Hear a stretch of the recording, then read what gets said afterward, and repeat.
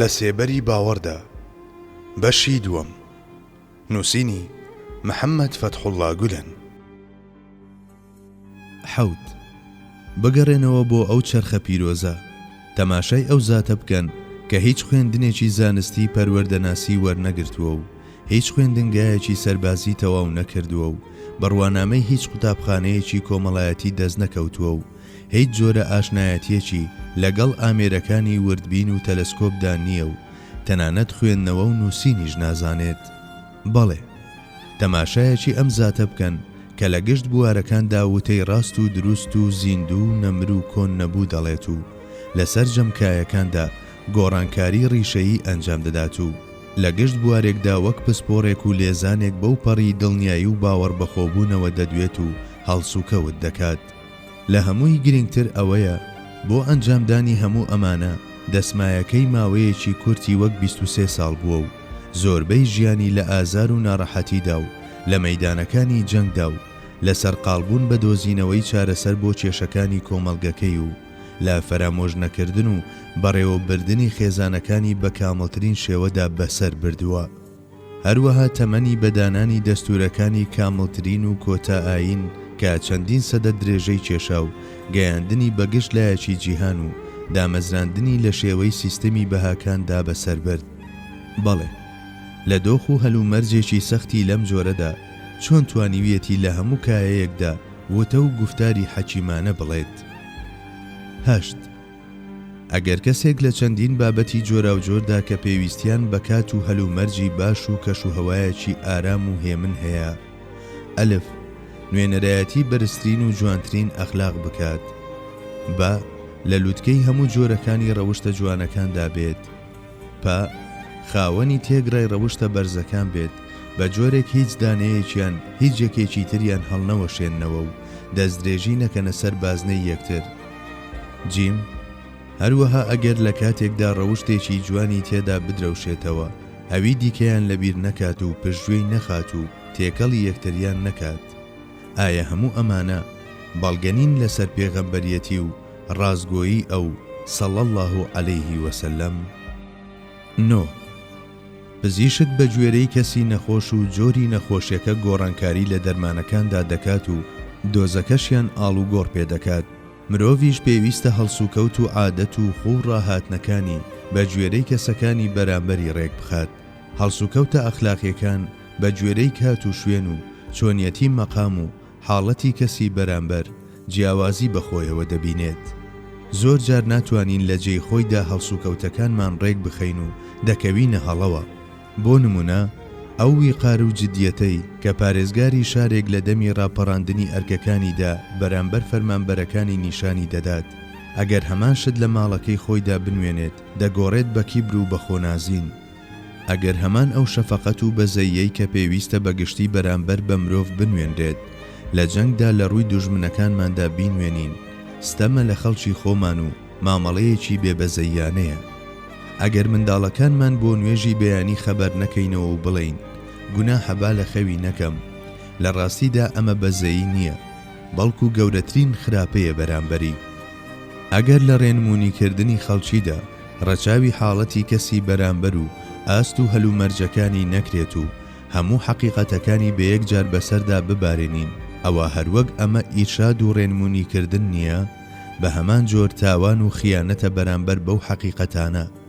کاتێک سەرنج لە یەک بەیەکی گوفتار و کردارەکانی پێغەمبەرمان دەدەین، دەبینین کە ڕەچاوی شوێن و کەسی بەرامبەر و پێگە و کات و هەلومەرجەکان و سەرجەم وردەکاریەکانی کردووە و لەم ڕووەوە بچووکترین هەڵەی لێ نەبینراوە. ئەمەش بەڵگەیەکی زۆر ڕوونە لەسەر پێغەمبەرایەتی ئەو صەڵی الله عەلەیه وسەلەم. با بڵین توانیت گشت گوفتار و کردارەکانت ڕێک بخەیت و بە یارمەتی هێزی ئیرادە سەرکەوتوو بوویت لە دیاریکردنی شێوەی هەڵسوکەوتەکانت. بەڵام خۆ زۆر جار مرۆڤ دەرفەتی ئەوەی بۆ ناڕەخسێت لە یەک کاتدا هەم خێرا و هەم دروست بڕیار بدات. بۆ نمونە لە مەیدانی جەنگدا ئەگەر پێویست بکات بڕیارێک بدەیت و تۆیشدا بنیشیت و بە دوور و درێژی بیری لێ بکەیتەوە، دەبیت بە هۆکاری شکست و کارەساتێکی گەورە. پاشان زۆر جار ڕووی داوە ئەو بڕیارانەی کە بە خێرایی دەرکراون و ئەو قسانەی کە بیر لە ئەنجامەکانیان نەکراوەتەوە و ئەو هەنگاوانەی کە پێشتر حسابیان بۆ نەکراوە مرۆڤ دووچاری جێژاوێکی وا دەکەن کە سەری لێی دەرنەچێت کەواتە لە کاتی ئاخاوتن یان بەرنامەڕێژی کارێکدا مرۆڤ ناچارە حساب بۆ ڕووداوەکانی داهاتوو پەرچەکردارە گریمانکراوەکان و ئاستەنگ و لەمپەرەکان بکات.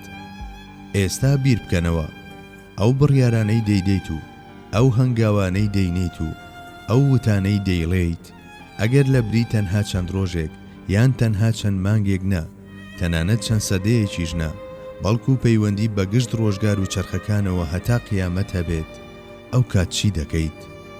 بەڵێ ئەو کەسەی کە هەموو گفتار و ڕەفتار و هەنگاوێکی بە درێژایی چەرخەکان لەلایەن مرۆڤەکانی گشت ڕۆژگار و جیهانبینی و ئاست و قۆناغەکانەوە قبول کراوە و لە ڕووی جێبەجێکردنەوە زۆر گونجاو و لەبار بووە و چارەسەری سەرجەم کێشە و گرفتەکانی پێبووە و بە تێپەڕبوونی کاتیش نەک هەرسیس و زەر نەبووە بەڵکو نوێتر و بەهێزتر بووە و پێشی هەموو چەرخ و ڕۆژگارەکانی داوەتەوە. بەڵێ کەسێکی لەم جۆرە پێغەمبەر نەبێت ئەدی چییە؟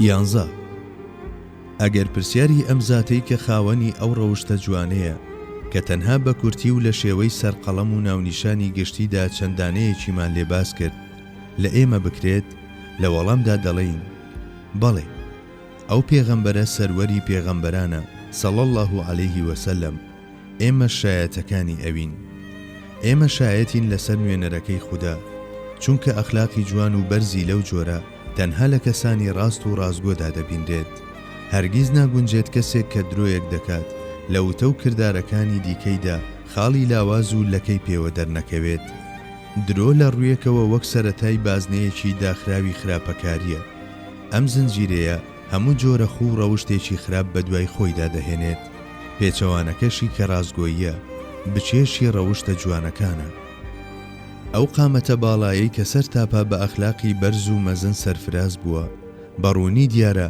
کە هەر لە سەرەتای کارەکەیەوە بازنەیەکی چاکەکاری کێشاوە و لە پێناوی حەق و حەقیقەتدا بە شێوەیەکی تەواو ڕاست و ڕازگۆیانە دەستی بە فەرمانبەری بەرز و مەزنی پێغەمبەرایەتی کردووە و لە ئەنجامیشدا ئەرکەکەی بە سەرکەوتنی تەواوەتی کۆتایی پێهێناوە.